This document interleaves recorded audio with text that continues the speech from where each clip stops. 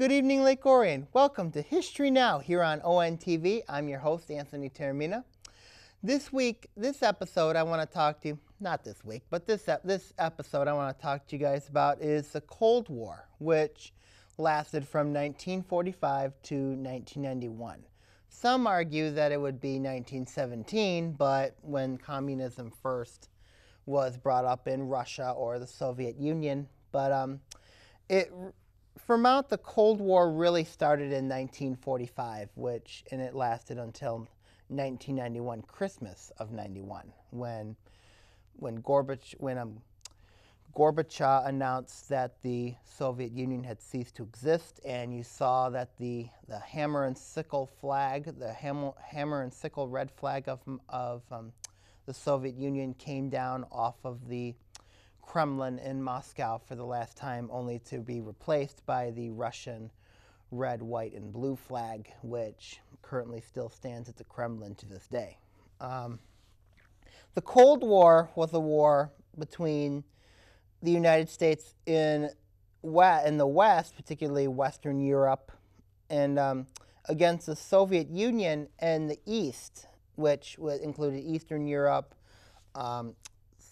several countries in Asia, Middle East.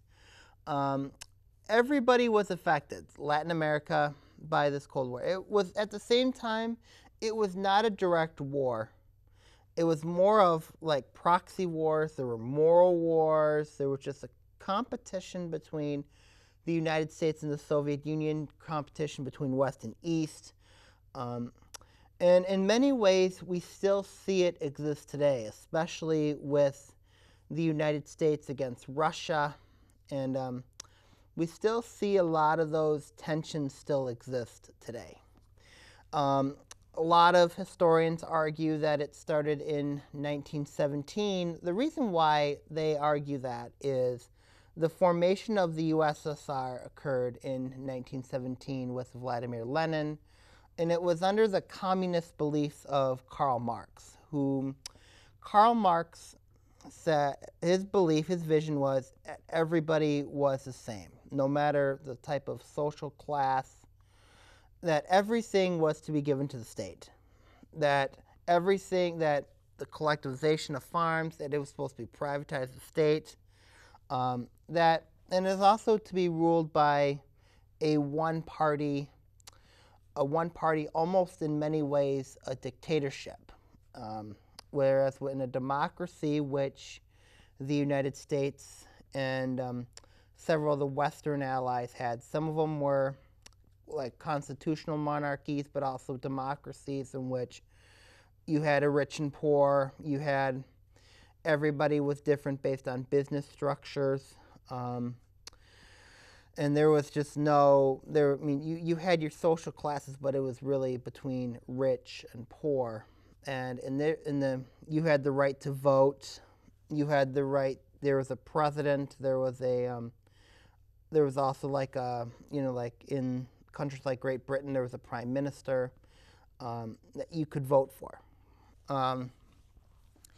And there are others who argued that it started in 1945 after the Cold War, in which the United States, along with Great Britain, France, joined up with the Soviet Union to defeat a common enemy, which in this case it was Nazi Germany. But it was like you had democracy and communism unite to defeat Nazism. And there was going to be that inevitable clash between democracy and communism. And at the end of World War II, Hitler and the Nazis attempted to exploit that dissension by having both sides try to fight against each other. There was a lot of rumors of potential separate peace between the United States and the Soviet Union, along with Nazi Germany, but both sides had agreed at that point during the conferences in Tehran that would not happen. And but that suspicion was always there. And during World War II, the Soviet Union occupied Central Europe, which was Hungary, Romania, Bulgaria. They also invaded Yugoslavia. They also invaded Czechoslovakia. And they also would invade Asia as well. They invaded Mongolia. They invaded northern China. And then they also invaded North Korea. Also, they invaded East Germany.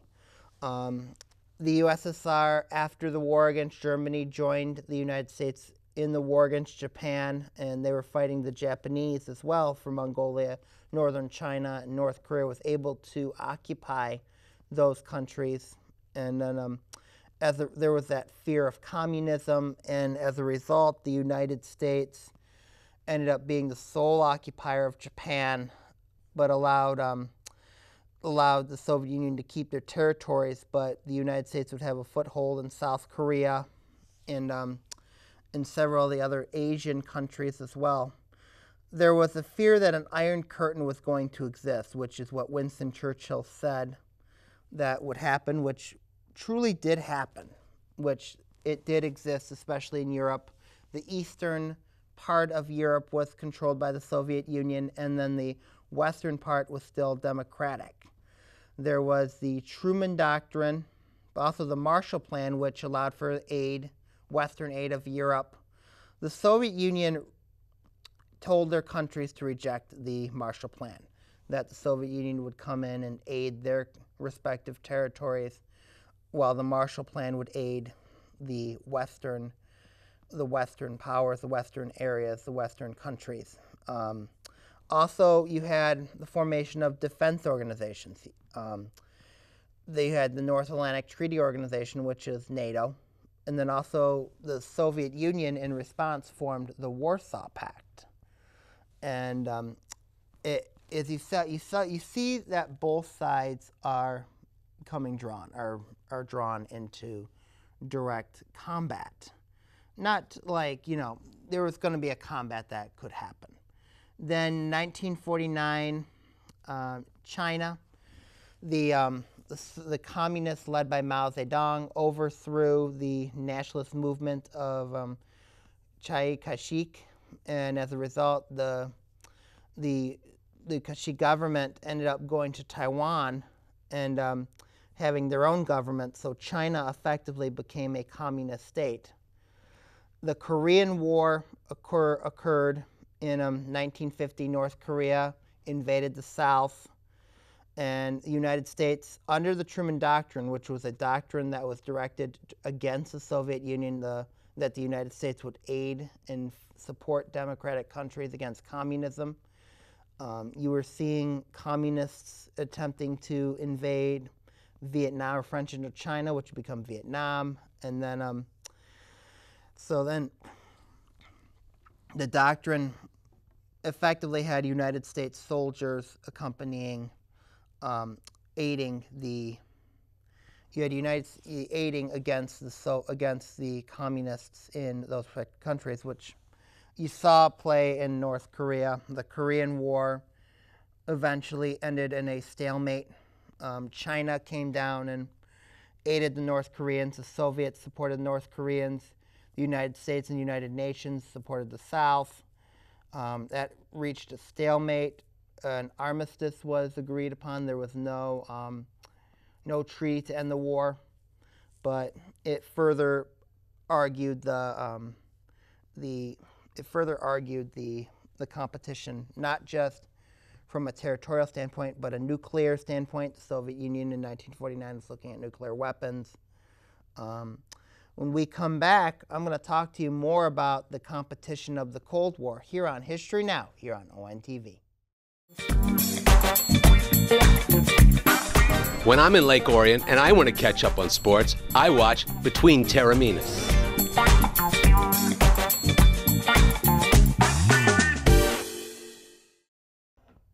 Welcome back to History Now here on ONTV. I'm Anthony Taormina. I want to get back to talking about, at this point, we're heading into 1953, but as I said, this is a broad view of the Cold War. So if I date hop, don't mind it. At this point, we were looking at the Korean War. There's clear sides now. There's clear sides on every issue. Israel, a country that was formed in 1948 as a result of of World War II, several European Jews went to Palestine and formed their own state in Israel. At first, the United States immediately recognized Israel. The Soviet Union did recognize it at first, but then eventually they aided the resenting Arabs who did not want to see Israel exist and were supporting Palestine. So that was another form of division between the United States and the Soviet Union. So as a result, and we'll go over this on another episode, the whole Israeli Middle Eastern conflicts that still exist to this day. There was also Germany was a major spot between the United States, their Western allies, and the Soviet Union. Following the end of World War II, Germany was split into four. The United States, Great Britain, and France had control of Western Germany, while the Soviet Union had control of Eastern Germany. Berlin was also divided into four parts as well. So in 1948, the Soviet Union ended up blockading Berlin to not allow supplies to come into the western parts of Berlin. So in 1948, the United States, Britain, and France did the Berlin airlift, and as a result, it trickled down supplies from the air to support those people in Berlin that were in the United States, the British, and the French sides of Berlin, and the Soviet Union backed down. Stalin backed down. And as a result, that was kind of seen as the first big victory for the West in the Cold War. Now, in 1953, major events occur. Stalin dies. Joseph Stalin is the premier of the Soviet Union, had been in power in the Soviet Union since Lenin died in 1923. So Stalin had been in power for so long, he's now dead. Stalin had governments installed in Eastern Europe, and as a result, Stalin also had a friendship with Mao. They respected each other. So now Stalin was dead, and here comes Khrushchev into power in 1956. He had demonized Stalin. He had denounced Stalin. At this point, the Soviet Union was the Soviet Union was going through some changes, and it allowed for other countries to rebel and to revolt against their communist leadership, especially Hungary in 1956. You had the Hungarian Revolution, which for a brief time the Hungarians had achieved independence from the Soviet Union before the Soviet Union would crush the opposition, the rebellion. You would also have uprisings in Poland and Czechoslovakia, both of which were crushed. In 1968, following the Czechoslovakian uprising, the Orange Spring, there was a doctrine of the Brezhnev Doctrine, which proclaimed that the Soviet Union would aid those countries trying to fight off attempted independence movements in the Warsaw Pact countries. Also, what was going on was Khrushchev coming in caused friction with China and also Albania, who were pro-Mao. And as a result, China started developing a relationship with the United States, mostly on ties direct against the Soviet Union.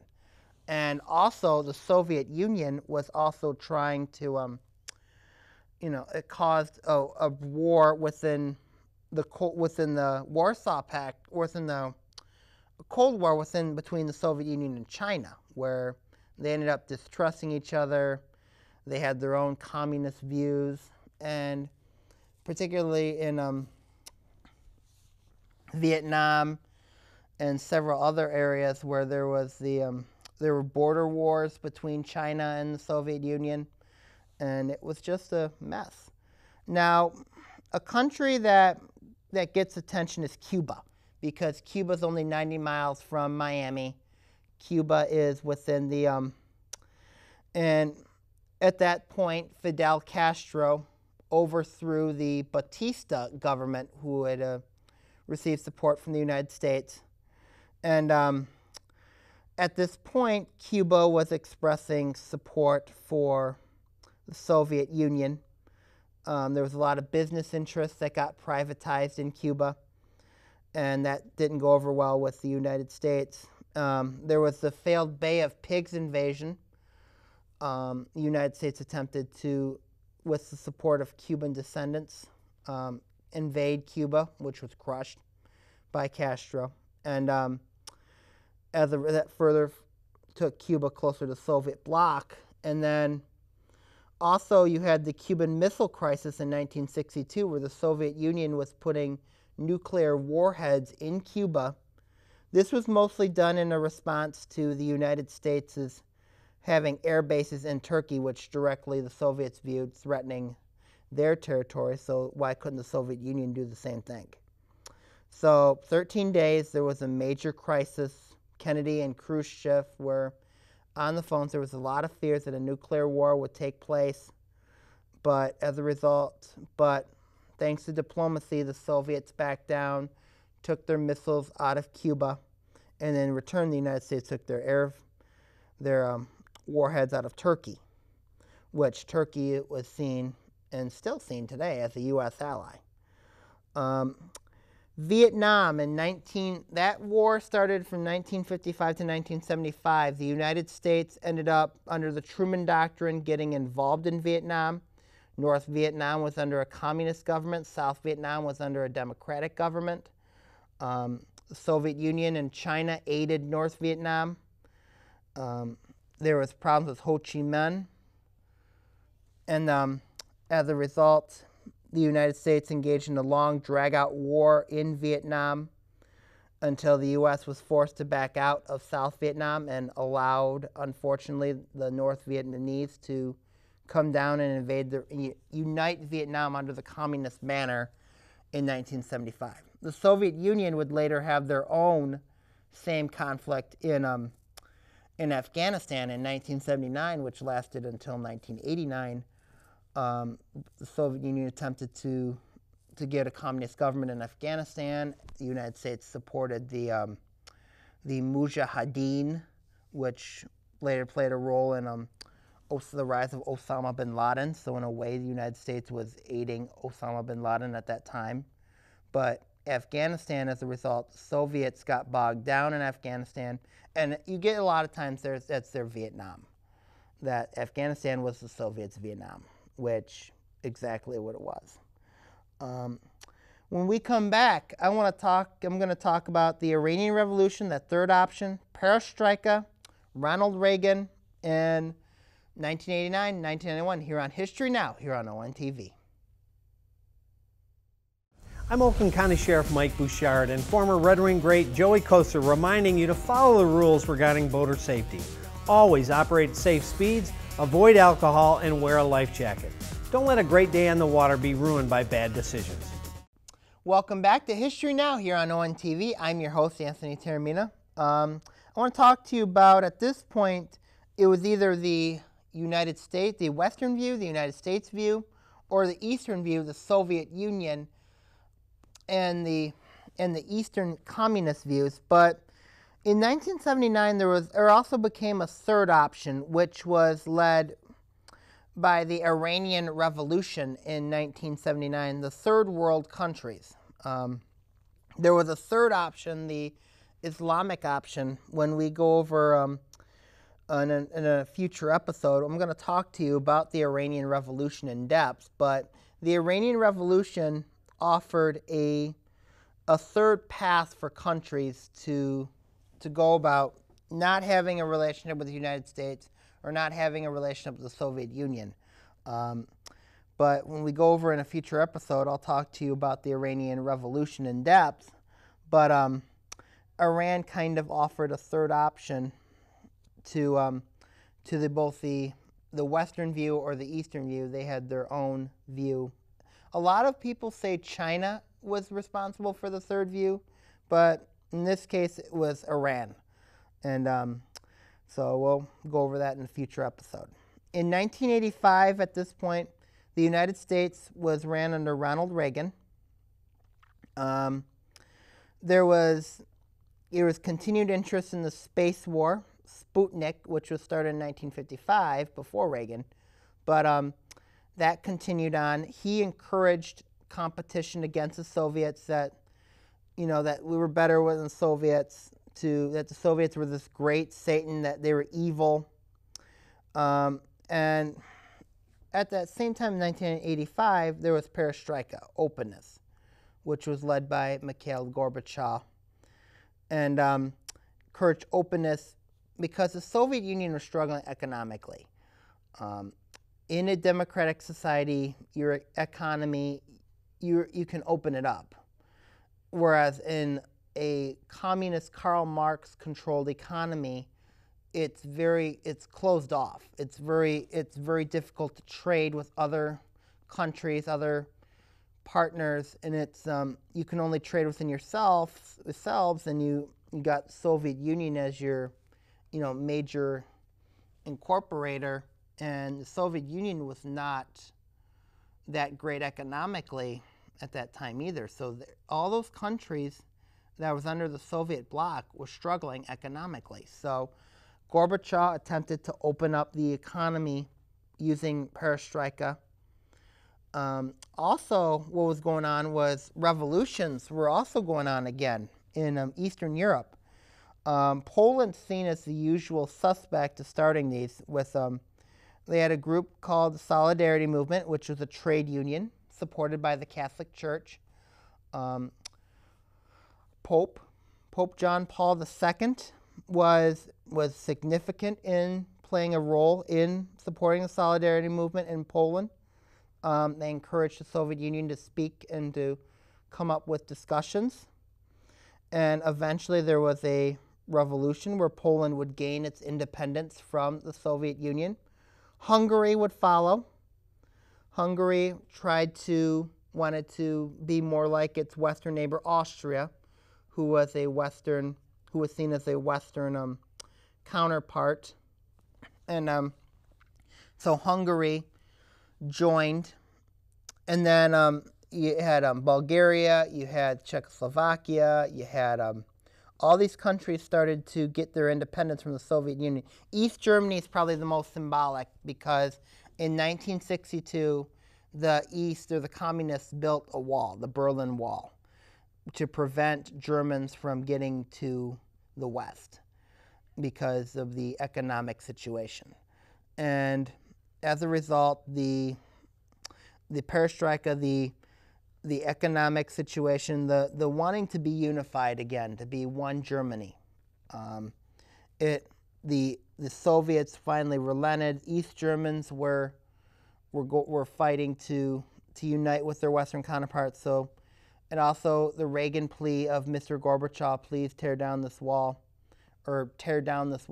And as a result, many East Germans heard it, and the wall was taken down, and the two Germanys were allowed to unify in 1989. And Romania was the last one to rebel. Nicolae Ceausescu, who was the communist leader in Romania, would not leave power, and his people ended up taking him down, killing him and his wife, and Romania was the last one to rebel in 1989. The Soviet Union was still struggling. 1991, August, there was a failed coup attempt to prevent the Soviet Union from being more open. until December 20. And then there was also that movement led by Boris Yeltsin of Confederation of Independent States, which included a free Russia. Boris Yeltsin represented Russia, and he wanted to have a free, independent Russia. But as a result, it led to December 25th, 1991, where the Soviet Union, Gorbachev declared that the Soviet Union ceased to exist. The hammer and sickle flag was taken down, not torn down, and it was replaced by the flag of Russia. And as a result, you had the formation of the Confederation of Independent States. The biggest one was Russia, included in that was Belarus, Georgia. But as I said earlier, the Cold War, in a sense, still exists today. Excuse me. Russia is seen as that superpower that's trying to oppose the United States, still trying to be a superpower.